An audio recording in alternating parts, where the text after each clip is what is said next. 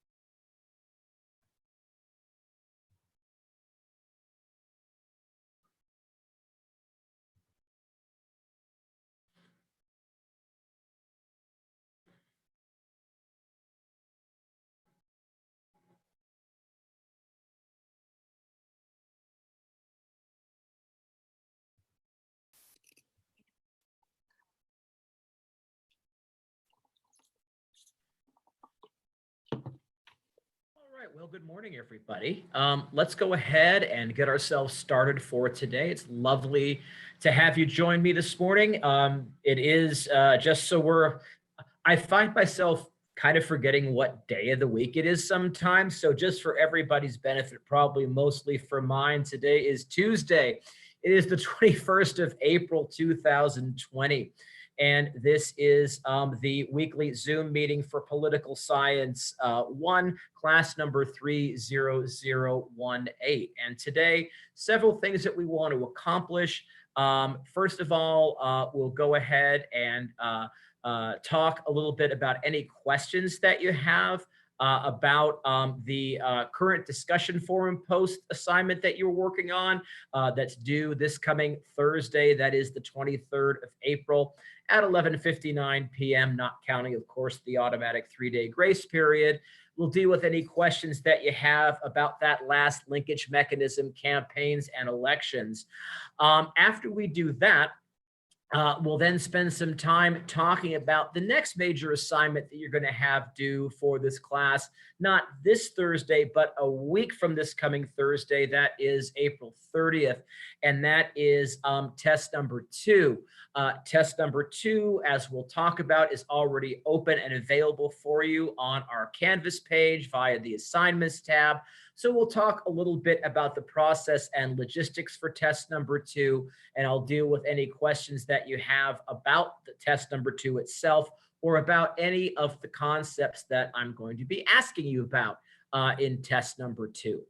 So we'll be doing that. And then finally, with any time that we have left over this morning, I want to go ahead and talk briefly, kind of connect a couple of kind of unfolding political events in the United States as we are working our way through the current COVID-19 crisis, with a couple of the major course themes that we talked about in this class at the very beginning of the semester, back when we were, it seems like forever ago, that we were face-to-face on campus meeting together. But if you recall, at the time, we talked at the very outset of the semester about 3 big ideas that we would be dealing with consistently throughout the semester. And so I'm going to kind of revisit 2 of those major course themes briefly today and connect it with stuff going on right now in the United States. So that pretty much is the agenda for today. Just a couple of reminders. Of course, this class is being recorded and will be available normally within about 12 hours via the Confer Zoom link on our Canvas page, our Canvas homepage. If you click on Confer Zoom, you'll see an option for recordings. Click on recordings, pop in the password for this meeting that I gave you in the Canvas announcement, and you should be able to access the recording. And speaking of the whole password thing, you know, I do apologize. I sent you a Canvas announcement yesterday. Zoom in the last few days, I think in response to a lot of problems that people have with unauthorized participants in Zoom meetings, Zoom bombing. There's going to be a new word in the dictionary this year, Zoom bombing, that's been going on. Zoom has redone its software and its process so that all Zoom meetings now, even those that are located behind a firewall like ours are, do require a password. So in the next few days, I'm going to be working on, kind of modifying the kind of the details for the Zoom meetings, because what I want to try and do is make sure that we have the same password for the rest of our Zoom meetings this semester. And as of right now, it looks like Zoom will be issuing a unique password for each week's meeting. I'm going to try and fix that problem, and I will keep you posted via Canvas announcements about how I'm doing with that. So please, I beg your patience, please stand by. We'll get that problem sorted out as quickly as we can. But now for all of our meetings and for all of the recordings that you may access via Zoom, the relevant password is now required. So there you go. So anyway, first thing on our agenda for this morning is to go ahead and talk a little bit about the current discussion forum post assignment that you are working on, dealing with the last of those 4 linkage mechanisms that operate in the US political system, specifically talking about campaigns and elections. Now, if you recall, if you joined us for last week's Zoom meeting, we kind of did an overview of the class notes that I posted for you on Canvas, dealing with campaigns and elections. And hopefully since then, you've had a chance to go over those class notes in more detail, and you've had a chance to take a look at the relevant crash course videos dealing with campaigns and elections too. So if you are still working on the assignment, remember it is due this coming Thursday, the 23rd at 11:59 p.m. Plus, you also have that automatic 3-day or 72-hour grace period that kicks in as well. For this assignment, as for all of our assignments during the rest of the semester, you have 3 additional days after the official due date for the assignment on Canvas to go ahead and get that uploaded to Canvas. And if you're within that 72-hour window, there will not be any penalty for lateness. And one thing that I should mention about the grace period and about the assignments generally, most of you enrolled in the class have been keeping up with the assignments since we've moved fully online, and I very much appreciate that. Some folks, though, just because of life circumstances, stuff going on, since this whole coronavirus crisis has unfolded, have maybe been away from the class, been away from Canvas for a few weeks. And I've talked to some of you. And so if you've been away from Canvas and away from class for a while, you have some missing assignments, please, we can get through that. So I've gone ahead and kept all of the previous existing assignments open. So if you are behind and you need to catch up with the assignments, please, you can go on to Canvas and do so. But also, if that's you, if you've fallen a bit behind in your assignments, that's fine, no problem. Just talk to me. Send me a Canvas message or an email. Let's chat about it, because I'm willing to do everything that I can possibly do to help you get caught up in the class and help you be successful in the class going forward. Because I get it. We are going through a lot this semester, and sometimes the last thing that you need to worry about is this class, and I understand that. So if you're behind, we can get you caught up. Talk to me. We can move forward from there. Okay. So any questions about anything having to do with elections and election campaigns in the United States? So any questions from the notes, from the assigned readings, from the crash course videos, any of that stuff dealing with campaigns and elections before we move forward for today?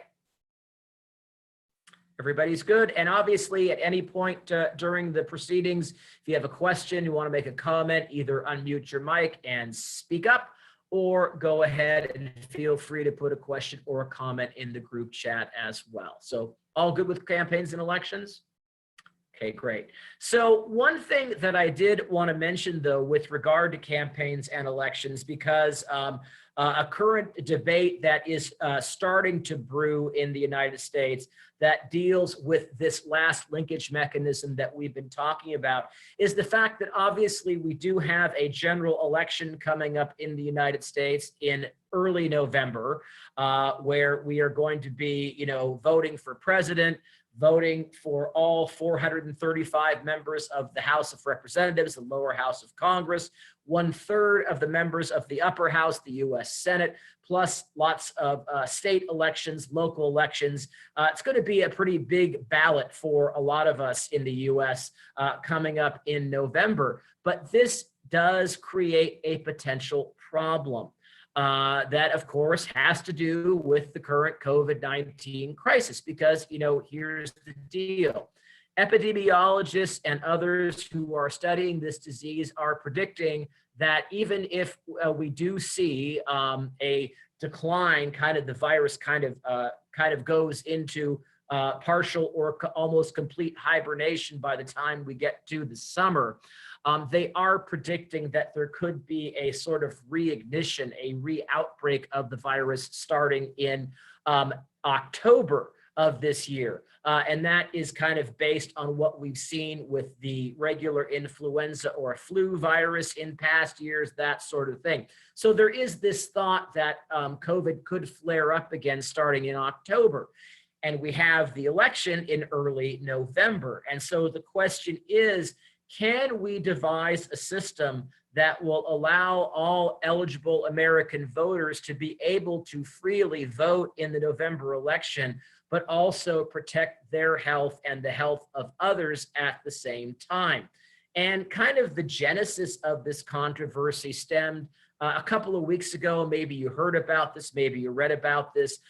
They were having the presidential primary elections and other elections in the state of Wisconsin a couple of weeks ago. And COVID was just starting to flare up in the state at that point.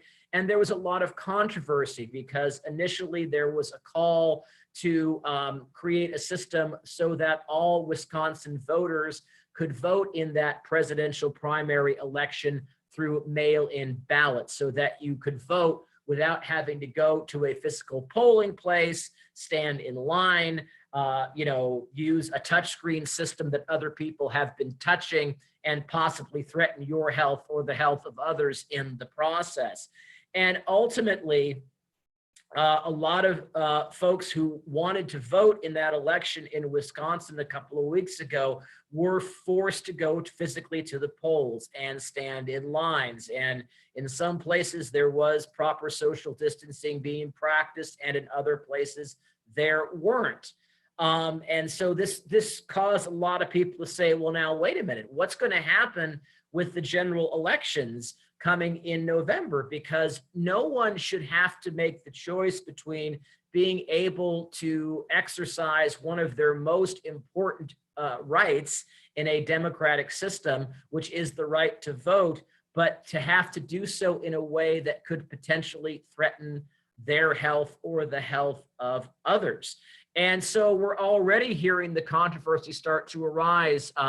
This idea that all these elections in all 50 states should be completely mail-in, that if people want to, that they should be able to mail in their ballot rather than have to go to a physical polling place and risk spreading the virus and that sort of thing. Now, this shouldn't be a hard decision because unlike most elements of our political system, control over actual elections themselves are held by the 50 state governments. It is actually the 50 state governments that oversee and actually carry out elections whenever we have them. And so it should be a simple matter of the states getting together and saying, you know what, in the interest of everybody's safety and promoting democracy at the same time, we're going to go to completely mail-in elections. State of Oregon has been doing this in their elections, both state and local, for a number of years now. So it should be a fairly easy transition because the experts say, epidemiologists and others say, that it's just a much more healthy way of doing this, right? But the national government, specifically the Trump administration, is pushing back against this. They are suggesting that it would be a bad idea to do mail-in ballots, that we should have physical elections, physical polling places, as we always do. And the allegation that the administration is making is that if we allow for mail-in elections, there will be rampant voter fraud, and people might be able, people might get elected who wouldn't be otherwise elected. Well, that's a really big controversial issue.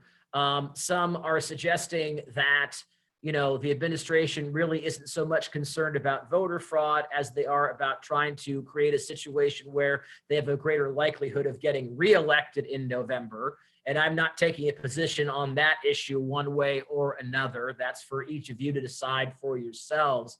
But honestly, when it comes to elections, there is very little evidence to indicate that there would be the possibility of widespread election fraud if voting was done solely on a mail-in basis. The evidence really isn't there, according to political scientists and others who study this thing.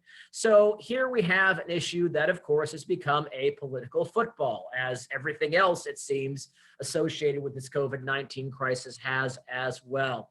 So it's going to be interesting to see what happens. And because the problem is, obviously, the national government is probably not going to be able to force states to have physical walk-in polling places and voting on election day. States, unless the Supreme Court comes out with some decision that I would not expect, states should have the ability to decide for themselves, state by state by state, what they're going to do with their elections, how they're going to handle it.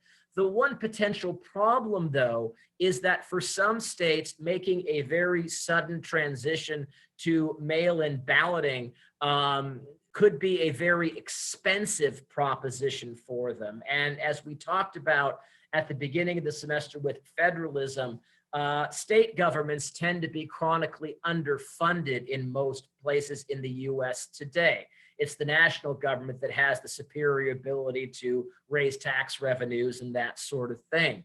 And so theoretically, if some states would have trouble affording mail-in elections, one would expect the national government, Congress, to step in and say, okay, great. States, we understand the need to do this. We understand that you probably don't have the money. So we, Congress, are going to allocate money to you to allow you to go ahead and print the ballots and deal with the postage and do everything that you need to do to be able to conduct these mail-in elections.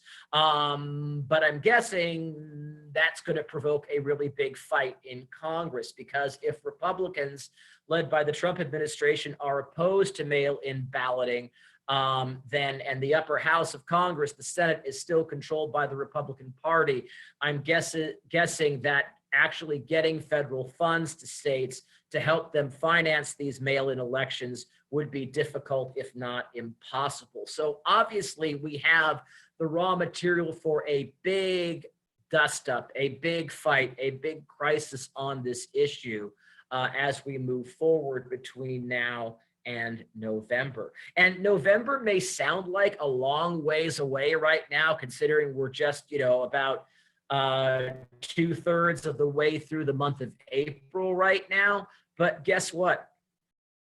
If you're going to suddenly shift your election to all mail-in balloting, that's got to get started sooner rather than later if that's going to work and be viable by election day in early November. So there you go. Any questions, comments, reactions about any of? Stay tuned. We're obviously going to see more of that coming up. Okay, so let's shift our attention then to talking a little bit about the assignment that is due for this class, not this Thursday, but a week from this Thursday, April 30th, and that is test number 2. So if you are able, you might want to go ahead and pull up a copy of the test number 2 assignment from our Canvas page. If not, take a look at it as soon as you are reasonably able to do so. Let me just talk a little bit, first of all, about the logistics and process for test number 2. And then I'll deal with any questions that you have about the logistics or process, as well as any questions that you might have. If you've actually started looking at test number 2, maybe you've even started working on test number 2, and you have questions about some of the concepts that are talked about that are covered in test number 2. So first of all, the process. Test number 2 and test number 3 that we'll be taking at the very end of the semester have basically the same format as test number 1, the first test that you've already taken way back when we were still face-to-face on campus. So in other words, test number 2 has the exact same 2-part format as test number 1. If you look at the test on Canvas, you'll see part 1, the short answer section. I have 22 terms and concepts. And just like with test number 1, you are choosing and answering any 8 of those terms in about 3 to 4 complete sentences each. You're giving me a basic definition of the term. You are also telling me why that term is significant for us. Why does it matter to us? Kind of how does it connect to some of the other stuff that we've been talking about in the class? Just like with test number 1, each of those 8 terms is worth a maximum of 7.5 points for a total of 60 points possible in part 1, all the same, right?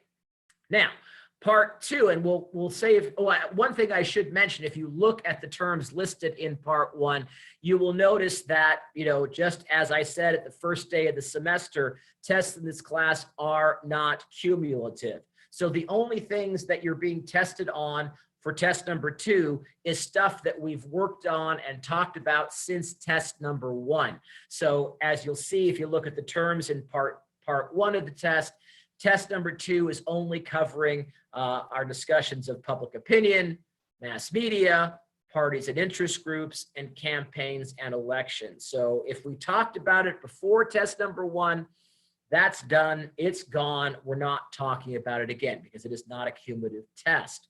Now, for the most part, part 2 of the test is the same as with test number 1 as well. You'll see a list of 4 mini essay questions there. Read through the 4 questions, figure out which one you think you can do the best job of answering, and in about 5 paragraphs, maybe a little more, maybe a little less, depending on how you answer the question, that is your response. And that approximately 5-paragraph response is worth a maximum of for the test. Now, here's where you see one minor difference from test number 1. If you recall test number 1, one of the things that you had to do for part 2 of the test is you had to bring in with you to class on test day a topic outline, a layout, a basic framework of what your essay question was going to talk about. So you brought that outline with you to the test. You could refer to the outline as you were writing your answer, and then you turned that essay outline in with the rest of your test. You received 5 points out of the 40 for that. Well, having you do an outline and hand it in as part of the test made sense when we were doing the test in class. You were timed, you had 1 hour and 25 minutes. It doesn't make sense for you to do now, because think about it, this test and our last test, you're going to be taking at home. And the other big difference is that test number 2 and test number 3 are going to be completely open book and open note. And I guess open video, you could say too. So, and it's not timed. So when you're working on test number 2, feel free to have all of your class notes from Canvas laid out next to you. Have all of your assigned readings open and laid out next to you. If you're answering a question on the test and you want to look back at something from one of the videos, go back and take a look at it. There are no restrictions. It's not like we're going to use Proctorio or one of those other crazy test security software systems where I say, okay, so once you start the test, you only have 1 hour and 25 minutes to work on it, and you'll be on camera so we can see what you're doing, and we'll see if you look at notes or something. That's crazy. I don't do that stuff. So open book, open note, without a time limit. And so because of all of that, it makes no sense for you to develop an outline for your essay. So don't worry about doing that. All 40 points possible in part 2 comes from the actual essay that you submit to me via Canvas, right? So that's how the test works. And you submit it to me via Canvas through the assignment itself. You can either, pop a text box for the test assignment on Canvas and either type in the text or cut and paste your text in and submit it to me that way. Or if it's easier for you, you can submit your test to me as a file, but the file can only be in one of 3 formats: a .doc file, a .docx file, or a PDF file. Please no Google Doc files or anything like that. It just becomes too much of a hassle to try and open and read and stuff like that. So that's the process of the test. That's the logistics for the test. Any questions about anything that I've said so far about test number 2? And again, unmute your mic and ask, or put a question in the group chat. So test number 2 is making sense so far? Anybody? Oh, sorry. You can go first. Yeah, please go ahead. No, please go ahead. Go ahead. So I don't know if you went over this. So if you open it up, will it start timing you then, but there's no time limit, or is no, it... no. It doesn't time you at all. I mean, I could use, there are, if I was really, worried about this kind of stuff, which I'm not, there are a number of programs that I could embed into Canvas and embed into your test, like Proctorio. It's kind of the most popular one. And it say, okay, so as soon as you start, the clock starts to tick and you only have 85 minutes to do it. And we're going to watch you while you're doing it. None of that. So you can open up the test as much as you want. You can work on it for 15 minutes, say, I'll get back to it later. You can come and go as much as you want. The only requirement is that you you actually submit the test, your answers to me via Canvas by the due date or within the 72-hour grace period after the due date passes, but no timing otherwise. None of that stuff. Who needs that stress, especially right about now? So none of that stuff, and completely open book, open note, open video. Use whatever resources that you need to help you answer the question. Of course. Any other questions about the test? Okay, so any questions? If you've already had a chance to start working on test number 2, are there any questions about any of the concepts, about any of the information that I'm asking you about in test number 2? And if you don't have any questions about it now, that's fine. I'll talk about other opportunities between now and the due date to get your questions answered. But for right now, any questions just off the top of your head about any of the concepts that are contained in the test? Anybody?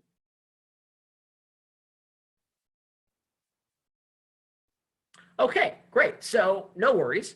If you have questions between now and the deadline about concepts that are talked about in the test, bunch of ways that you can get your questions answered. You can always send me a Canvas message or an email, first of all. Another option, you can go ahead and come into my virtual Zoom student hours, which, as you know from our Canvas page, take place every Monday and Wednesday afternoon from 2:30 to 3:30 Pacific Daylight Time. So you can Zoom in if you wanted to during tomorrow's virtual student hours, or the virtual student hours that I'll be having next Monday afternoon or next Wednesday afternoon. So that all works as well. Finally, also, our weekly Zoom meeting for this class next week from 11 to 11:45, I'm willing to give the entire 45-minute time to answer questions that you might be having about the material for test number 2. So lots of opportunities to get your questions answered, okay? So anything else about the test before we leave it? And I talked for a few minutes about some connections with political stuff happening right now in the United States related to COVID-19 with some of our major course themes from the beginning of the semester. So any last minute test questions? Great. So let's go ahead and talk about this because, you know, as I said at the very beginning of the semester, once we went through the syllabus for the class and once we talked about the project options and all that lovely stuff, we went ahead and spent, I think, a couple of class periods actually talking about three questions, three big concepts, three major ideas that I said we were going to be constantly coming back to during the course of the semester. And I always try and keep my word in this class. And so guess what? Just over the past week or so, I've noticed some stories popping up in the news media related to this whole COVID-19 crisis that really does nicely connect with and exemplify some of what we were talking about with two of the three, well, actually really all three of the major course themes, if you think about it, right?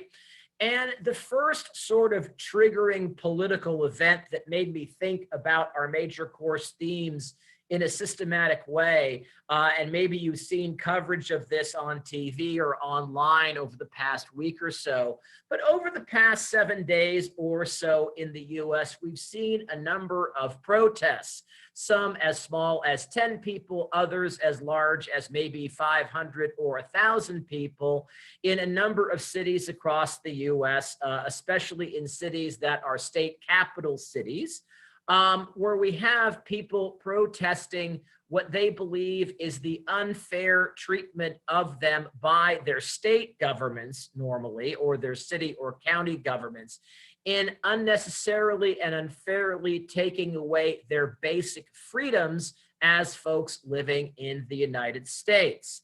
Because they're saying, you know, look, this whole COVID-19 stuff is overblown. It's, you know, it's a lot of worry about not much. And they're saying that it is a violation of their basic freedoms as Americans when governments say, okay, guess what? You must shelter at home during this crisis. You can only go out to carry out necessary tasks such as going to the grocery store or something like that. And we are going to make sure that people are maintaining social distancing and not, you know, congregating in numbers where they shouldn't be. We're going to close public beaches. We're going to make sure that restaurants are closed, bars are closed, gyms are closed, movie theaters are closed, et cetera, et cetera, et cetera. And, you know, here's the thing. There are lots of good public health reasons as to why these things should be taking place, but especially in areas where there perhaps hasn't been an incredibly extensive spread of COVID-19, at least not as extensive as in some other places in the US, some folks are becoming restless. And that has generated some of these protests. Now, we've had a number in California over the past few days. There was one in front of the state capitol in Sacramento. But here in Southern California, over the past 3 or 5 days or so, we've seen a few of these protests, mostly in South Orange County. We saw one in Huntington Beach. We saw a fairly big one in the city of San Clemente about 2 or 3 days ago. And if you've seen any of the video from any of these protests, what do you notice? Well, it appears, at least from what's been going on, if you read the signs that the folks are carrying, you look at the banners that they're carrying, you listen to the chanting that they may be doing, that most of these folks fall on one side of the partisan political divide and not the other. They tend to be proud Republicans, proud conservatives. And you get this by the nature of the signs they're carrying. One of the most famous ones that I saw was a guy carrying a sign that said, "Give me liberty or give me COVID-19." Now that was a play on a very famous statement by an American patriot during the Revolutionary period, Patrick Henry, who said, "Give me liberty or give me death." You'll also notice that a lot of these folks are carrying flags from the Revolutionary era in the United States. So the one with the stars and stripes, but the stars are in a circle, 13 stars in a circle, or the very famous "Don't Tread on Me" Revolutionary battle flag, the yellow flag with the coiled snake saying, basically, don't try and step on me, Britain, or I'll get you. So a lot of people are saying that this issue and what they see as these unnecessary governmental restrictions on our freedom through the provision of excessive order on society. Oh, look, there's major course theme number 1, freedom versus order. They're saying government's gone too far and that they need to relax a lot of these restrictions. And you've seen a couple of states that have done this in the last few days. State of Florida did this. They reopened public beaches in Florida last weekend. Lots of people were at the beach, and not surprisingly, Florida's had a spike of COVID-19 cases since then. State of Georgia rolled out a plan yesterday to begin reopening the state.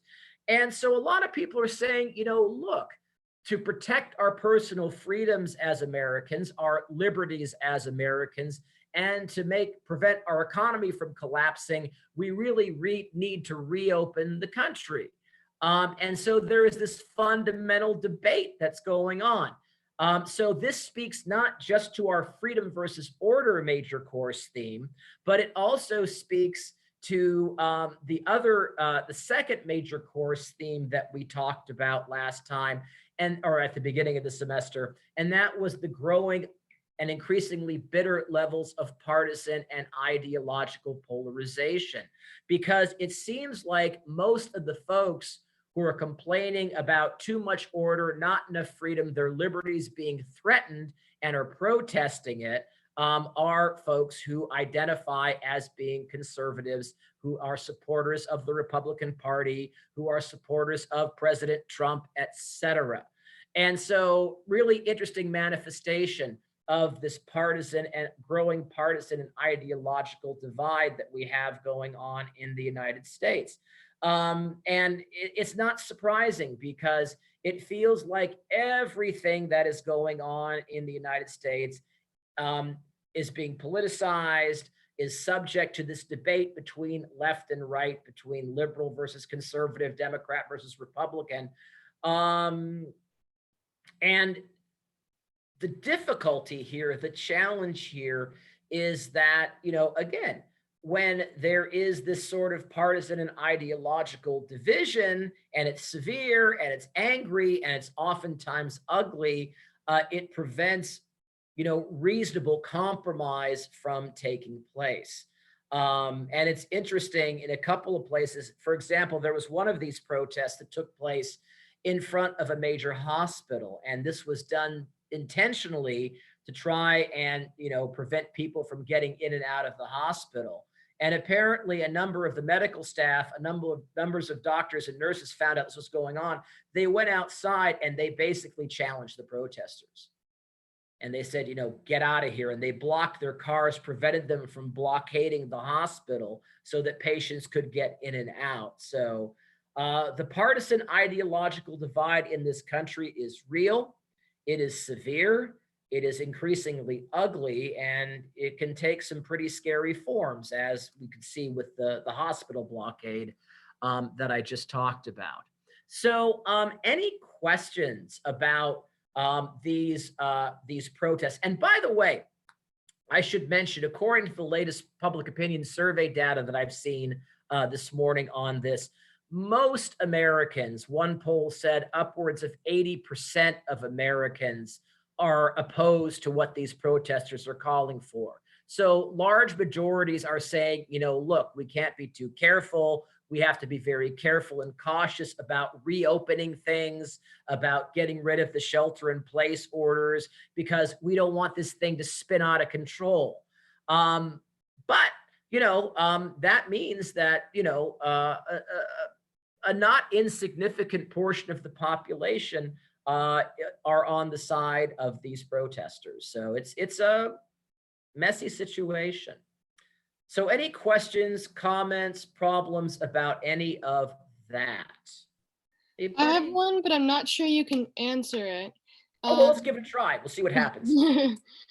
like with all the evidence that is out and like clearly thousands and thousands and thousands of people have died from this already, like how do they think that this whole thing is a lie? Like I saw a sign in Huntington that someone was holding that COVID-19 is a lie, and it's like what it doesn't even make sense. Well, yeah, and you know, here's the thing, and one of the elements of the ideological and partisan divide that we've really seen ramp up in the last 15 or 20 years or so is that increasingly on the Republican side, so on the side that, you know, these protesters would be in favor of, there has been this growing mistrust of so-called expert opinion. Even when it's epidemiologists and, you know, folks who study this stuff, this is their profession, this is what they do. And we've seen this distrust of science in other issues that divide the two parties, that divide conservatives and liberals, such as whether or not there really is a danger from climate change, or is it just a hoax? Is it a lie? You know, that sort of thing. And so, you know, for some folks, you know, even if hard scientific evidence is placed in front of them saying, hey, look, this is a real concern, this is something that we really do need to be worried about, they'll, you know, no, because that's not what I'm being told on TV. That's what not what I'm being told by the president or my member of Congress or something like that. And so this distrust of expertise has always been an element in American political culture going all the way to the beginning of the country. But it really has kind of blown up and become very front and center over the last 15 or 20 years, but especially over the past 4 years, for sure. And so that's about the best, you know, explanation that I can give, if that makes sense. Yeah.